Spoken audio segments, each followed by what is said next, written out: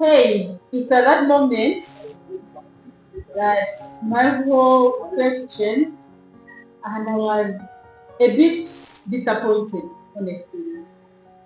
And him as a parent, he didn't want to show that.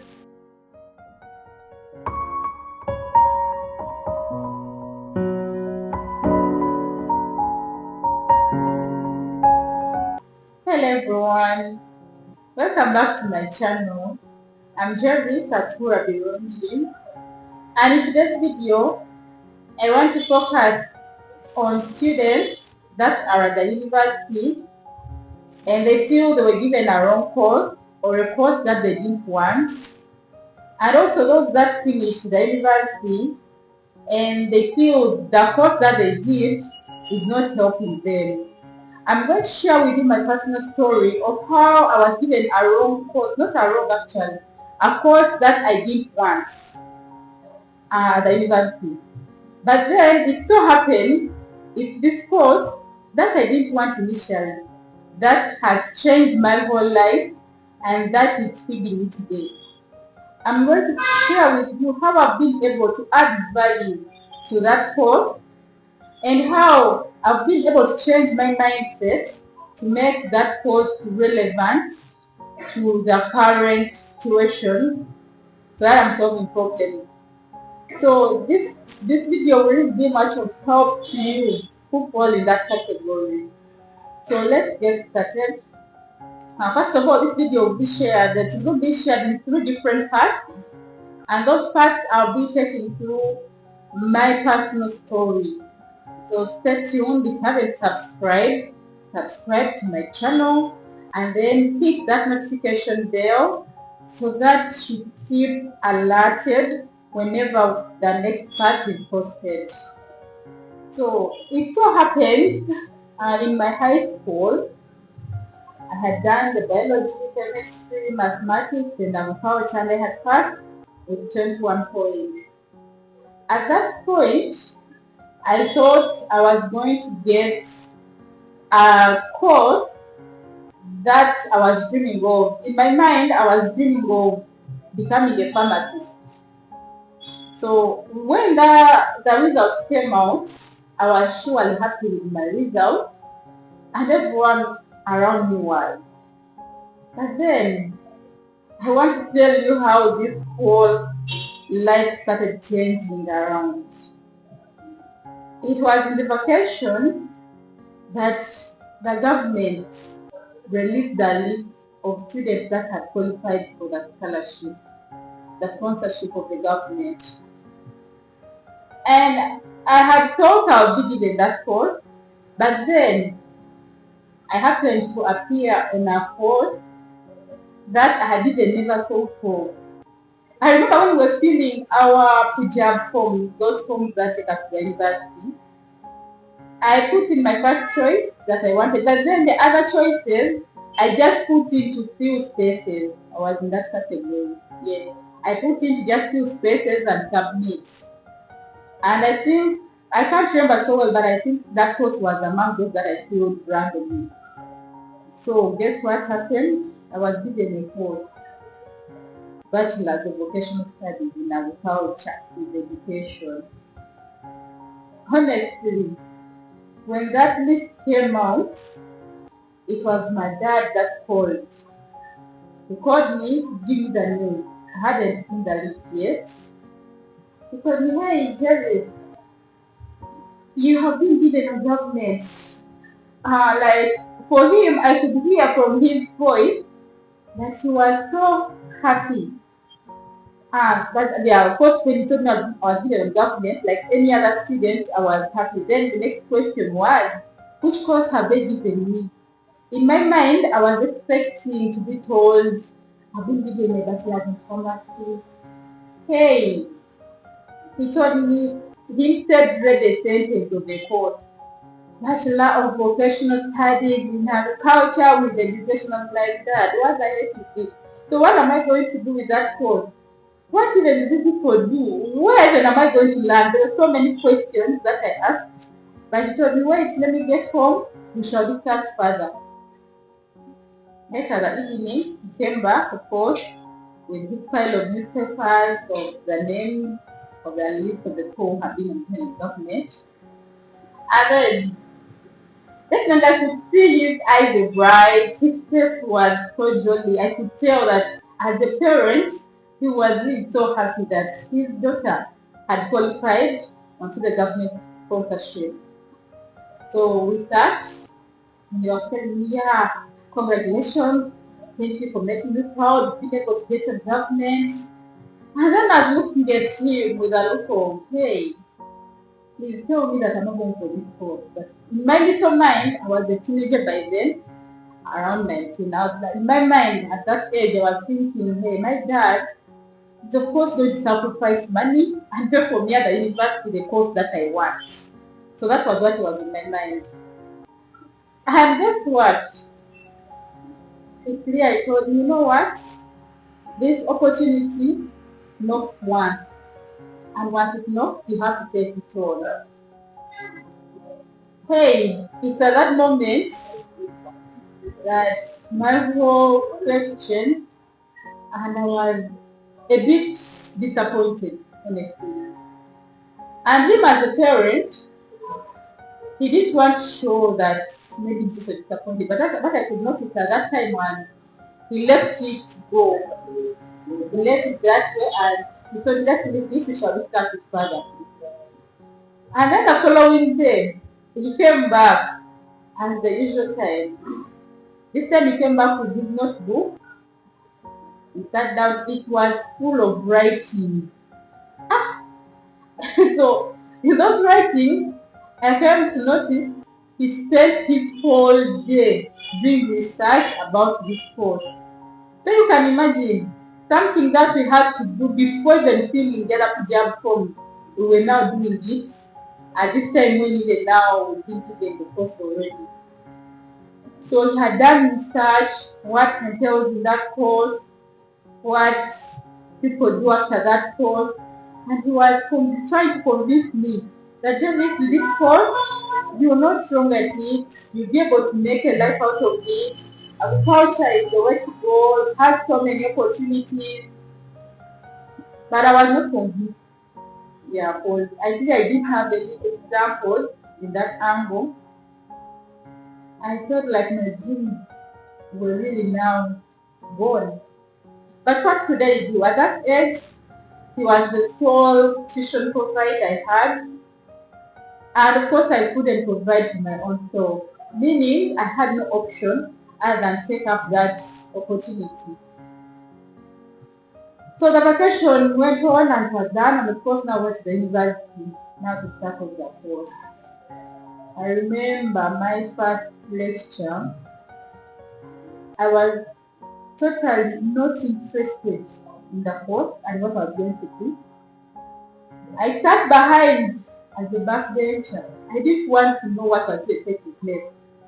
All I wanted to do was to appear in the class, do those exams, finish up that course, and then maybe I'll do my other things that I want. That was what was in my mind at that age. So definitely I sat behind.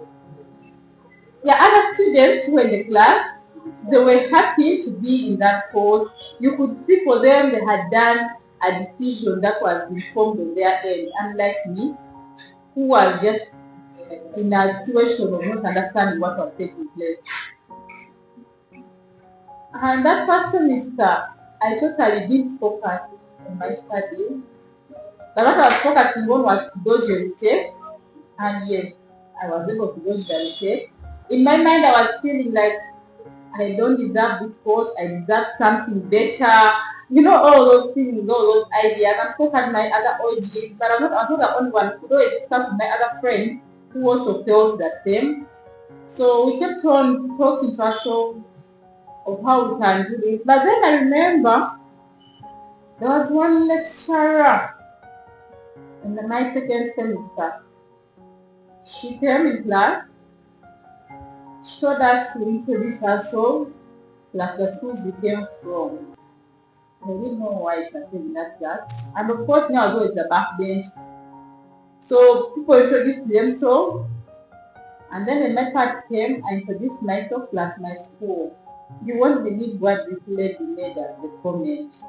I was like, hey, so you from that, because my school is a bit of, was a bit of another, what you could consider of a high end class of a school. So people let people from those schools the particular courses you go for. So she made a statement like, hey, so you're also here, and also the people who cheat, you cheat and get your government. You people. That statement I will never forget it. For a reason, it hurt me so much because it was a false accusation. I could still remember the effort that I put in to earn the marks that I earned and to get that opportunity that I got. But then someone just made a reckless comment. Someone I thought would build me was instead breaking me. And after that lecture, I went and shared with my fellow OGs because we always meet and told them that, you know, like, you know what, Jerry, beautiful. I think we need to show them that we didn't just cheat or we didn't come here by mistake. We have the brain. So, remember, I was in the stage whereby I was not bad at what I was studying. I was just trying to dodge a point, dodge the take. So, at that time, what I did was now to put myself in a fresh situation, put on a different armor now, going out to attack the course afresh. At this time now, I realized I need to take this course more serious. In that I have now people who have to prove that, hey, I can do this course. So it's at that time that statement that lady made is what changed me now to become more focused and concentrate on my studies. That's why I keep saying I can't forget that statement because it turned around. This was a bit negative, but it turned me around in a way that I now started focusing on my studies. I now was now not focusing on dodging the retake, but now on better grades, looking at good grades. And yes, things went on well, and I was able to finish my course among the best performers. And then there were way. After graduating, I asked myself, okay, now we are done with the graduation. Where am I going? What am I going to do? Those questions were now moving into my head, and I had no answers. So, of course, my course had that part of education, meaning I could easily now, it was the easiest channel I could look at to dive in into the job world. So, I decided now to start the job hunting. That's where now the real life starts from that point of after graduation. Remember now the parents, yeah, they were saved from that burden of paying the tuition at that level. At this time, they are looking at, yes, now you're grown, you're done with the university, what next? You should look for a job. And in most cases, most of us with the African parents from my category, the parents, once you're done with the university, it's rare that they're going to fuel more money into you. This time they know that what they're focusing on is what next. So it's like the ball has shifted. The game is now shifted to now your hands.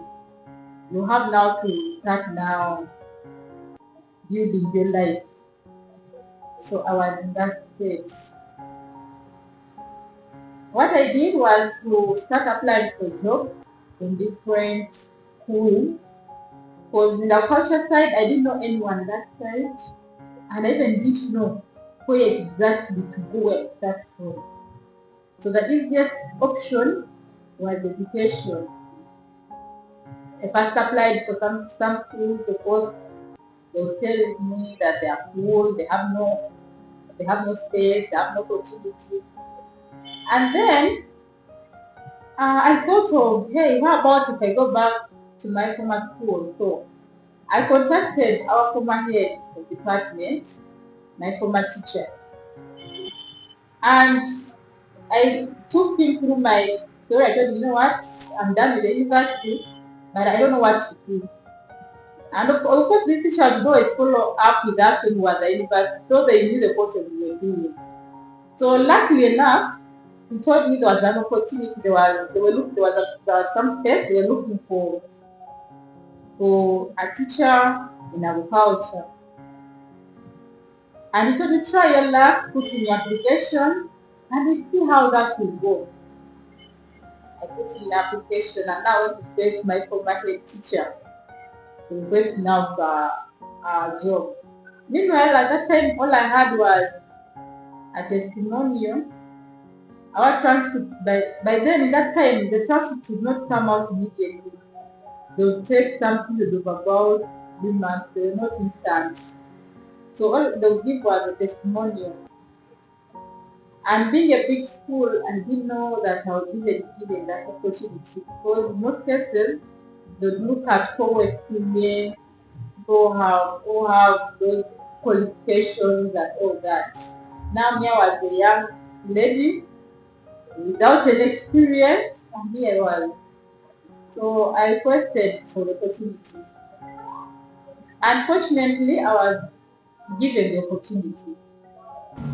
So when I got this opportunity to start teaching, to be honest, I didn't like what I was doing, simply because I didn't like the course. I kept feeling like I needed to have been somewhere else. But then I had no option because I'd finished my studies, and then I had to start surviving. I started teaching, going every day to the classroom. Then with time, my interest started growing. I started picking interest in what I was doing. I started liking the way the students approach me, the way these young minds come on table and we discuss some issues, seeing the young minds grow, hearing them say that they're looking up to you. So at that point, I started now realizing I had to become more serious and not only look at this as a job, but now as more of an inspiration thing. I became a bit more focused on my job. But however, in teaching, especially my subject that I was teaching, it was rare that we would be covered the entire week. We would only personally, I only had lessons for 3 days a week. So I had the other 2 days of the week free, plus now the weekend. I realized now, I think I wanted now to get some other job to add on, maybe teaching another school and all that. So I started now throwing applications in different schools. I remember my experience was, there's a school that I approached, and one of their head teachers during the interview, he asked me, of course he interviewed me and all was going on well, up to a point where he now looked at my papers and then made a statement like, hey, Jarvis, your papers are too good for you to be here. What are you doing in this teaching? You're supposed to be somewhere else.